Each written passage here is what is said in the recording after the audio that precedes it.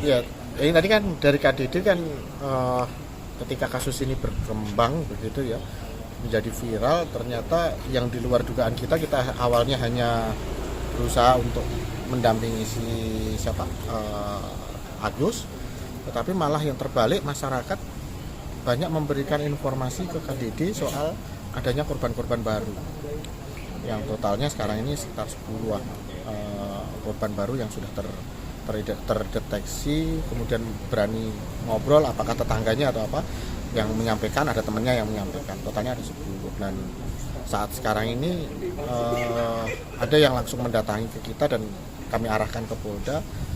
Sekarang sedang ada pemeriksaan 1 orang, sedangkan 1 orangnya mungkin nanti siang itu adalah yang korban anak-anak.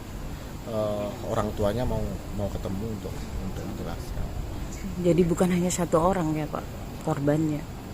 Yang sudah di BAP kan 3 ya. Jadi yang di BAP itu berstatus sebagai saksi dan juga saksi korban, bukan saksi yang menyaksikan atau menjadi saksi perbuatan kepada si pelapor yang pertama, tetapi dia menjadi saksi sebagai korban selanjutnya. Oke. Pak, ini kan sebagai pendamping disabilitas ini, komite disabilitas daerah. Posisinya kan banyak orang bertanya ini membela disabilitasnya, Agusnya, atau apa posisinya Pak Joko ini?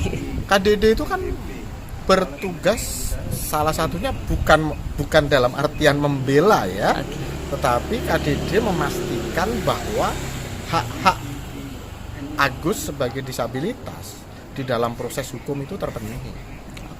Nah, tetapi ketika di dalam pelaksanaan itu ternyata kita juga menemukan, artinya ada korban yang lain yang tadi malah kemudian melapor juga ke KDD. KDD kan mau tidak mau juga harus menindaklanjuti, tidak mendiamkan itu. Kalau mendiamkan kan artinya kita kalau ada perbuatan yang salah dari disabilitas kemudian kita membenarkan, itu kan juga nggak benar. Nah, artinya kita memberikan perlindungan itu pada porsinya, sesuai dengan hak yang harus diterima oleh Agus ini sebagai tersangka. Itu yang publik harus tahu ya Pak? Yang harus tahu. Jadi bukan berarti ketika kemudian KDD menangani kasus disabilitas kemudian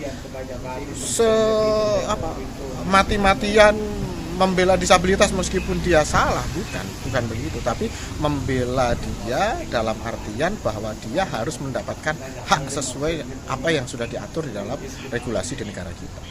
Perkembangannya, dus bagaimana kondisi korban dari pendamping melihatnya seperti apa? Baik, untuk kondisi terbaru mengenai korban, tentu masih dengan hal yang sama, psikologisnya terganggu dan trauma dan ketakutan. Itu ketakutannya untuk dia menutup media sosialnya, meng-off-kan seluruh media sosialnya karena ketakutan tadi, yang dimana korban sendiri bilang kenapa dia menutup media sosial. Korban bilang kenapa orang-orang di luar sana tidak percaya dengan apa yang saya berikan keterangan di kepolisian. Itu yang membuat korban trauma, ketakutan sehingga menutup media sosialnya. Itu yang membuat dia agak defensif sampai hari ini ya.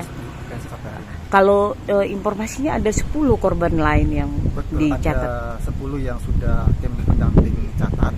Kemungkinan ada lebih dari 10 karena dari pihak homestay pun, dari pimpinan pemilik homestay itu menyampaikan keterangan ada 9 yang dilihat bahwa Agus ini membawa perempuan ke homestay. Ada 9. Otomatis bisa dijumlahkan 19 orang kemungkinan. Kalau kita gabungkan dengan keterangan dari pihak homestay. Oke. Ini jadinya bertambah terus ya? Bertambah terus. Ini update terbaru, ada 2 korban yang akan bersedia memberikan pernyataan. Yang satunya dari orang tua yang dulunya anaknya pernah jadi korban si pelaku. Yang kemudian yang satunya yang terjadi di bulan Februari atau enggak Maret itu terjadi di tempat yang sama, di Taman Udayana, di depan pos polisi. Dengan modus yang sama juga? Dengan modus yang sama, yang sebelumnya tidak pernah saling mengenal. Ada yang di bawah umur juga ya? Ada di bawah umur juga. Nah, ini yang orang tuanya yang sedang kami gali informasi.